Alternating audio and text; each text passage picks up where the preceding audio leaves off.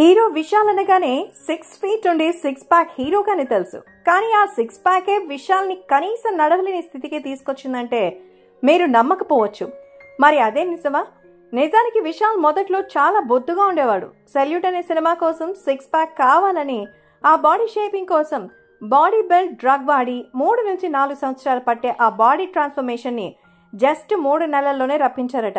దాని side effect అప్పుడు తెలియలేదు కానీ మెల్లిమెల్లిగా ఆ డేంజరస్ డ్రగ్ బాడీలో గాయాలుగా మారి బ్రెయిన్ పై ఎఫెక్ట్ చూపించడం వల్ల తీవ్రమైన తలనొప్పి అలాగే నరాల బలహీనతగా మారిందని, అందువల్లే గత కొద్ది రోజులుగా షివరింగ్, కళ్ళు తిరిగి పడిపోవడం లాంటివి జరుగుతున్నాయని, దానికి అపోలో హాస్పిటల్లో చికిత్స తీసుకుంటున్నారని వార్తలు మొదలయ్యాయి. అయితే విశాల్ కున్న భయంకరమైన వ్యాధేంటి? విశాల్ బాడీలో ప్లేట్లెట్స్ ఎక్కించుకున్నాడా? ట్రీట్మెంట్ కోసం ఇంట్లోనే డాక్టర్ని పెట్టుకున్నాడా? బ్రెయిన్ లో కాయల మాటేంటి? అపోలో డాక్టర్స్ తేల్చి చెప్పిన ఆ విషయం ఏంటి అనేది ఈ వీడియోలో తెలుసుకుందాం. విశాల్ అంటే ఇష్టం ఉండేవాళ్ళు వీడియోకి ఒక లైక్ వేసుకుని చివరి వరకు చూడండి. నిన్న మే 11న తమిళనాడు విల్లుపురంలో జరిగిన మిస్ కువాగం ట్రాన్స్జెండర్ బ్యూటీ కాంటెస్ట్ లో విశాల్ చీఫ్ గెస్ట్ గా హాజరయ్యారు. కానీ ఈవెంట్ మధ్యలో ఒక్కసారిగా స్పృహ తప్పి స్టేజ్ పై కుప్పకూలాడు. వెంటనే హాస్పిటల్ కి తీసుకెళ్లారు. ఇప్పుడు స్టేబుల్ గా ఉన్నాడని, 2 రోజుల్లో కోలుకుంటాడని ఆయన మేనేజర్ హరి చెప్పాడు. కానీ ఇదొక్కటే కాదు, ఈ ఏడాది జనవరిలో మదగజ రాజా ప్రీ రిలీజ్ ఈవెంట్ లో కూడా విశాల్ చాలా బలహీనంగా కనిపించారు. ఆ టైంలో ఆయనకి వైరల్ ఫీవర్, డెంగ్యూ వచ్చాయని అపోలో హాస్పిటల్లో చికిత్స తీసుకున్నారని అఫీషియల్ గా చెప్పారు. 1977 ఆగస్టు 29న జీకే రెడ్డి, జానకీదేవి దంపతులకు జన్మించారు విశాల్ రెడ్డి. విశాల్ నాన్న మొదట ఆర్మీలో పనిచేశారు. తర్వాత సినీ నిర్మాణంలో అడుగుపెట్టారు. దీంతో ఆ సమయంలో విశాల్, అతని అన్నయ్య బాలనటులుగా నటించారు. అలా పలు మూవీస్ లో బాలనటుడిగా చేశారు. ఇక విశాల్ కు చెల్లెలు ఐశ్వర్య, అన్నయ్య విక్రమ్ కృష్ణ ఉన్నారు.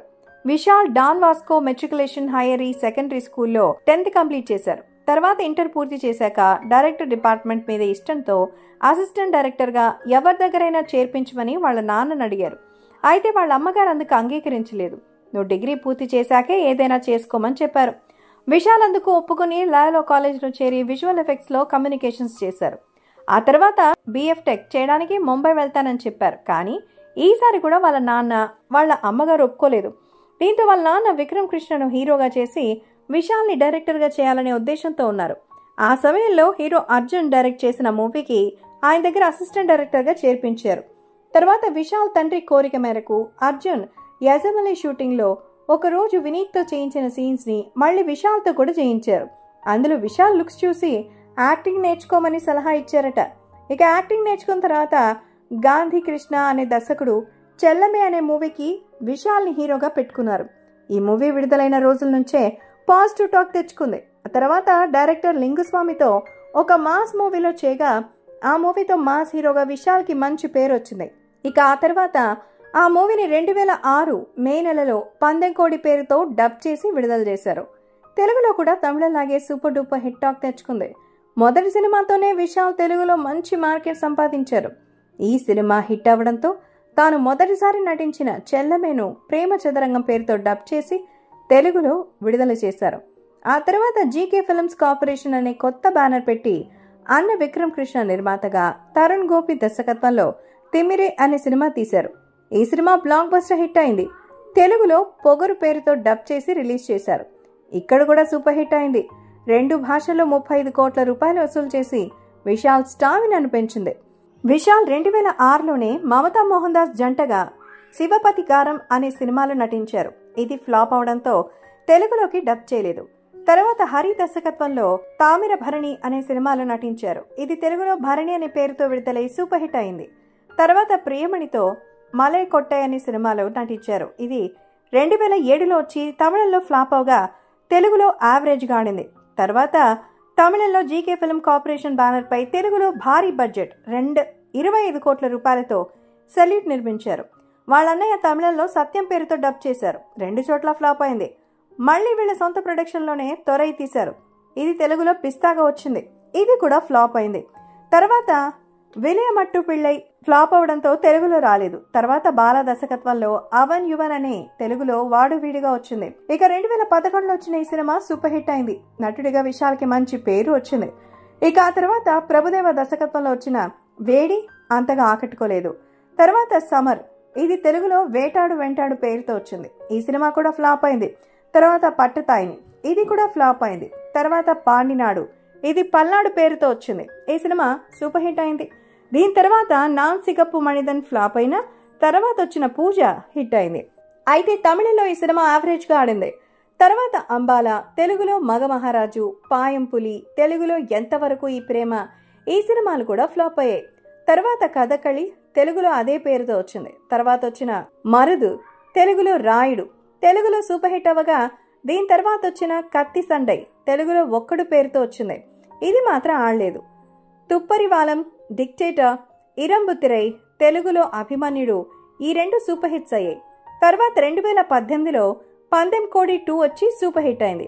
కానీ పార్ట్ 1 రేంజ్ని అయితే అందుకోలేదు. దీని తర్వాత ఎన్టీఆర్ నటించిన టెంపర్ మూవీని అయోగ్య పేరుతో రీమేక్ చేశారు.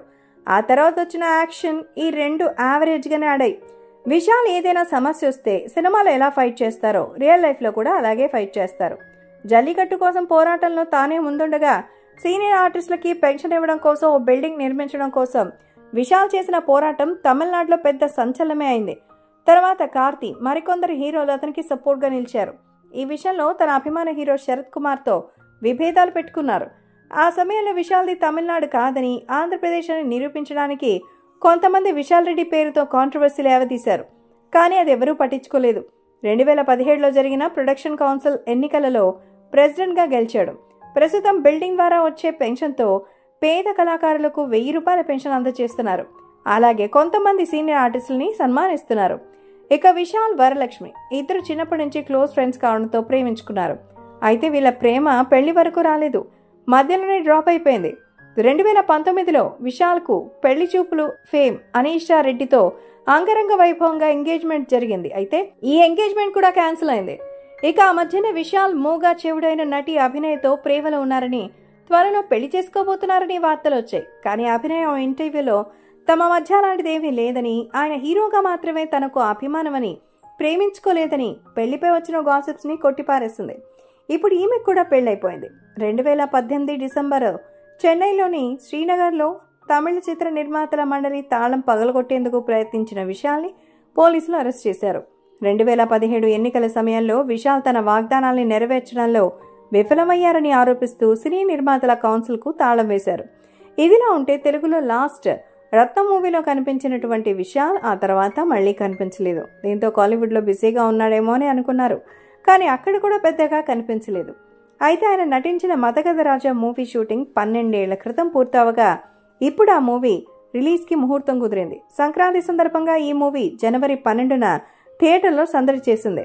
అయితే సినిమా ప్రమోషన్ సందర్భంగా ప్రీ రిలీజ్ ఈవెంట్లో మూవీ టీం నిర్వహించినప్పుడు విశాల్ వచ్చారు. ఎప్పుడైతే విశాల్ వేదిక మీదకి వచ్చి మాట్లాడడం స్టార్ట్ చేశారో ఆ సమయంలో ఆయన చూసి అందరూ షాక్ అయ్యారు. చెప్పాలంటే గుర్తుపట్టలేనంతగా మారిపోయారు. బాగా బక్క చిక్కిపోయి కనీసం బైక్ కూడా సరిగా పట్టుకుని మాట్లాడలేని స్థితిలో కనిపించారు. ఆయన చేతులు కూడా బాగా వణుకుతూ నిలబడడానికి కూడా చాలా ఇబ్బందిగా కనిపించడంతో ఆయనకు సంబంధించిన వీడియో నెట్లో బాగా వైరల్ అయింది. ఇక ఆ వీడియో చూసి అటు కాలీవుడ్ ఫ్యాన్స్తో పాటు ఇటు టాలీవుడ్ ఫ్యాన్స్ కూడా షాక్ అవుతున్నారు. మొన్నటి వరకు బాగానే ఉన్న విశాల్కు ఇప్పుడు ఏమైందని కంగారు పడుతున్నారు. దీంతో విశాల్ కొద్ది రోజుల నుంచే తీవ్రమైన చలి, జ్వరం, జలుబుతో బాధపడుతున్నారని, అందుకే అలా జరిగిందని విశాల్ టీం చెప్పింది. అలాగే ఇప్పుడు రీసెంట్గా జరిగిన ఇన్సిడెంట్స్ని కూడా చూస్తుంటే ఆయన్ని మరో సమస్య వేధిస్తోందని అర్థమవుతోంది. దీని గురించి ఇరుమురై మూవీ సమయంలో విశాల్ గాయపడడంతో అతని కన్ను, మెదడుని కలిపే నరాలు దెబ్బతిన్నాయని గతంలోనే టాక్ వచ్చింది.